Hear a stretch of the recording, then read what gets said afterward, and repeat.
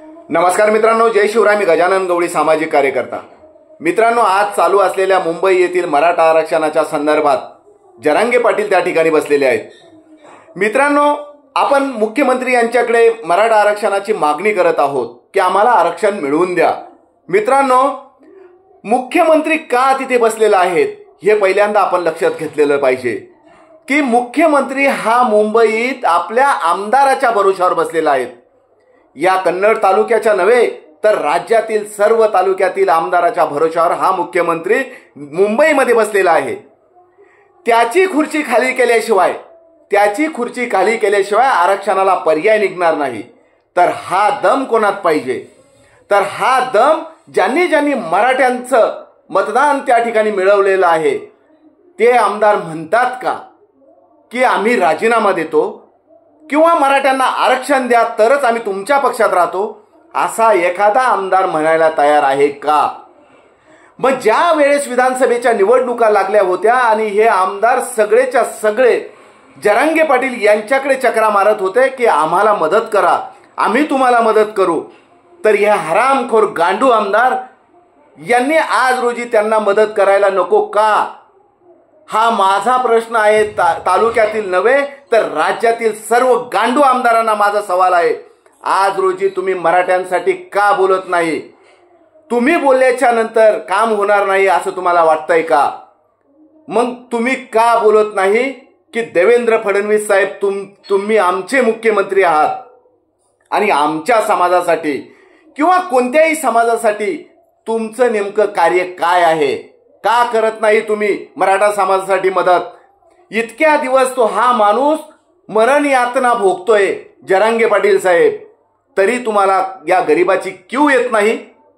लाज वाटायला पाहिजे राज्यातील सर्व आमदारांना की आपण कुठेतरी त्यांना सांगायला पाहिजे की बाबांनो, मराठा समाज प्रत्येक गावात आहे आणि त्यांचं मतदान मी मिळवलेलं आहे आणि त्यांच्या भरोशावर मी आमदार झालोय आणि आमच्या भरोशावर तुम्ही त्या ठिकाणी मुख्यमंत्री झालात.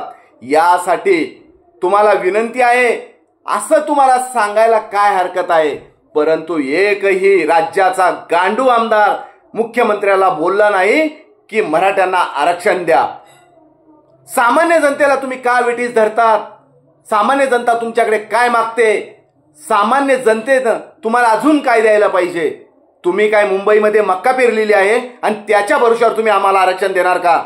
या जनतेच्या भरोशावर, या जनतेच्या पैशावर तुम्ही त्या ठिकाणी विराजमान आहात आणि त्या जनतेची पैशाची विल्हेवाट कशा पद्धतीने लावायची त्यासाठी एकमतानं तुम्हाला त्या ठिकाणी ठेवलेलं आहे. मग तुमचं काम नाही का सामान्य जनतेला चांगल्या पद्धतीनं वागणूक द्यायची? छत्रपतीला काय वाटत असेल तुम्ही अशा पद्धतीनं राज्य चालवता का? तुम्ही या गरीब दुबळ्याचं नुकसान करत आहात. चांगली मुलं आरक्षण न मिळाल्यामुळे या ठिकाणी मागं पडत आहे आणि ज्याला बुद्धी नाही अशी लोक पुढे जात आहे आणि आपल्या ठिकाणी कोणी IPS होत आहे, कोणी डॉक्टर होत आहे. मग या कमी शिकलेल्या लोकांमुळे राज्याचं नुकसान होत नसेल का? सामान्य जनतेचं नुकसान होत नसेल का? मग हे का तुम्हाला काही वाटत नाही? म्हणून मी सर्व गांडू आमदारांना सांगतोय की आज रोजी तुम्हाला जर लाज वाटत असेल आणि तालुक्यातील त्यांच्या कार्यकर्त्यांना सुद्धा सांगतोय, ज्यांनी आपल्या गावागावातून यांना मतदान मिळवून दिलं अशांनी यांना कॉल करा आणि सांगा की तुम्ही यावेळेस जर मुख्यमंत्र्यांना सांगितलं नाही की आम्हाला आरक्षण मिळवून द्या तर पुढच्या वेळेस तुम्ही मतदान मागायला मराठ्यांच्या घरी यायचं नाही. हे तुम्ही नीट लक्षात ठेवा. ही या सर्व कार्यकर्त्यांना, यांच्या आमदाराच्या बागडबिल्ल्यांना माझी विनंती आहे. आणि तुमच्यात जर दम असेल की तुम्ही हे काम करून दाखवा, लावा त्या सगळ्या आमदारांना फोन आणि त्या आमदारांना सांगा की लावा त्यांना फोन. जर आमचं आरक्षण मिळवून दिलं नाही तर खुर्ची खाली करा, आमचा पाठिंबा तुम्हाला राहणार नाही, हे आमदारांना त्यांना बोलायला लावा. हा जर दम तुमच्यात असेल 0 मिनिटात मराठ्यांसाठी आरक्षण मोकळं होईल, यात कुठलीही शंका राहणार नाही.